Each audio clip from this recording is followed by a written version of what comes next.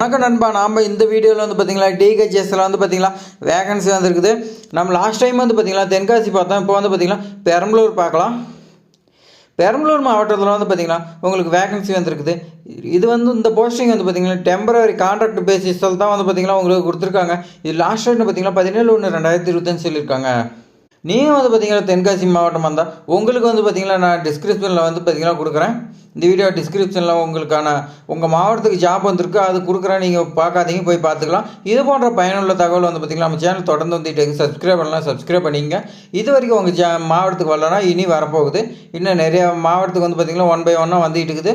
நம்ம video make பண்ணி போடுறோம். சப்ஸ்கிரைப் பண்ணி வச்சுருங்க, அப்போ தான் வந்து பார்த்திங்கன்னா உங்களுக்கு வரும்.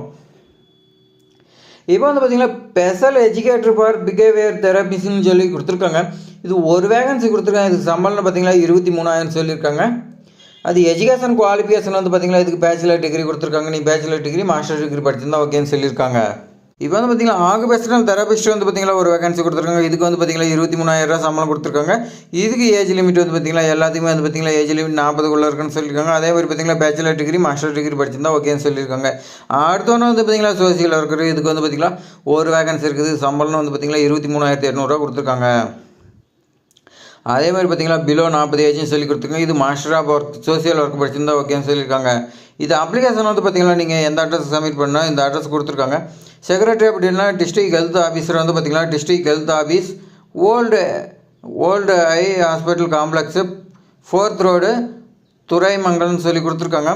பெரம்பலூர் டிஸ்ட்ரிக்டில் வந்து பார்த்திங்கன்னா இந்த அட்ரஸுக்கு நீங்கள் அனுப்புகிற மாதிரி இருக்கும். நீங்கள் அப்ளிகேஷனோட என்னென்ன டாக்குமெண்ட் வைக்கணும்னு பார்த்திங்கன்னா நீங்கள் டேட் ஆஃப் பர்த்துக்கு ஒரு சர்டிஃபிகேட் வைக்கணும். அது வந்து பார்த்திங்கன்னா நீங்கள் இப்போ 10th மார்க் ஷீட்டாக இருக்கலாம், 12th மார்க் ஷீட்டாக இருக்கலாம், அப்படின்னா பர்த் சர்டிஃபிகேட்டாக இருக்கலாம். அதே மாதிரி பார்த்திங்கன்னா நீங்கள் எஜுகேஷன் குவாலிஃபிகேஷனுக்கு வைக்கணும். அதுக்கு என்னென்னு பார்த்திங்கன்னா நீங்கள் 10th வைக்கணும், 12th டிப்ளமோ ப்ரொஃபஷனலு நீங்கள் என்ன டிகிரி படிச்சுக்கிறீங்களோ அது வைக்கணும்னு சொல்லியிருக்காங்க. அதே மாதிரி பார்த்திங்கன்னா இருப்பிட சான்றிதழுக்கு வந்து பார்த்திங்கன்னா நீங்கள் voter ID, Aadhaar card, ration card, phone bill, electricity bill வைக்கலான்னு சொல்லியிருக்காங்க. அடுத்தவனை வந்து பார்த்திங்கன்னா நோ அப்ஜெக்ஷன் சர்டிஃபிகேட் கேட்டிருக்காங்க. அதே மாதிரி பார்த்திங்கன்னா எக்ஸ்பீரியன்ஸ் சர்டிஃபிகேட் கேட்டிருக்காங்க. வந்து பார்த்திங்கன்னா நீங்கள் வேறு ஏதாவது ரெக்கார்ட் இருந்தாலும் ஸ்பெஷலாக கொடுக்குறான்னு சொல்லியிருக்காங்க. அடுத்தவனை பார்த்திங்கன்னா இது வந்து பார்த்திங்கன்னா 31/12/2024 சைன் பண்ணியிருக்காங்க. இதை அப்ளை பண்ணுறதுக்கான அப்ளிகேஷன் வந்து பார்க்கலாம். அப்ளிகேஷன் பார்த்திங்கன்னா நீங்கள் என்ன போஸ்ட்டுக்கு அப்ளை பண்ணுறீங்களோ அதை வந்து பார்த்திங்கன்னா நீங்கள் மேலே மென்ஷன் பண்ணிக்கலாம். அடுத்து வந்து பார்த்திங்கன்னா உங்களுடைய நேம் எழுதிங்க. அடுத்து வந்து பார்த்திங்கன்னா உங்களுடைய ஃபாதர் நேமும் எழுதிக்கலாம். அடுத்து வந்து பார்த்திங்கன்னா நீங்கள் டேட் ஆஃப் பர்த் உங்களுடைய பிறந்த தேதி எழுதிக்கலாம். உங்களுக்கு இப்போ வந்து பார்த்திங்கன்னா எத்தனை வயசுன்னு எழுதிருக்கலாம். அதே மாதிரி பார்த்திங்கன்னா இப்போ நீங்கள் என்ன குவாலிஃபிகேஷனு எஜுகேஷன் கடிச்சா முடிச்சுக்கிறீங்களோ அதை எழுதிக்கலாம். உங்களுடைய தற்போதைய வீட்டு முகவரி கேட்டிருக்காங்க. நீங்கள் இப்போ எங்கே வசிக்கிறீங்களோ அதோட அட்ரஸ் கொடுக்கணும். அடுத்து வந்து பார்த்திங்கன்னா உங்களுடைய பர்மனெண்ட் அட்ரஸ் கொடுக்குன்னு சொல்லியிருக்காங்க. நீங்கள் வந்து பார்த்திங்கன்னா இப்போ இருக்கிறதும் பர்மனெண்ட் அட்ரஸ் சேம் ஒன்றா இருந்துச்சுன்னா நீங்கள் வந்து பார்த்திங்கன்னா அதிலே ரெண்டும் சேம் வந்து பார்த்திங்கன்னா ஒரே அட்ரஸ் எழுதிக்கலாம். நீங்கள் தற்போதைய வீட்டு முகவரி எழுதுறீங்க, அதே அப்படி கீழே எழுதிக்கலாம். அடுத்து வந்து பார்த்திங்கன்னா ஆதார் நம்பர் கேட்டிருக்காங்க. நீங்கள் உங்களுடைய ஆதார் நம்பர் கொடுத்துங்க. அடுத்து வந்து பார்த்திங்கன்னா உங்களுடைய மொபைல் நம்பர் கேட்டிருக்காங்க, மொபைல் நம்பர் கொடுத்துக்கலாம். அடுத்து வந்து பார்த்திங்கன்னா உங்களுடைய மெயில் ஐடி கேட்டிருக்காங்க, மெயில் ஐடி கொடுத்துருக்குங்க. அடுத்து வந்து பார்த்திங்கன்னா நீங்கள் விண்ணப்பதாரன்னு கையப்பன்னு சொல்லி கேட்டிருக்காங்க.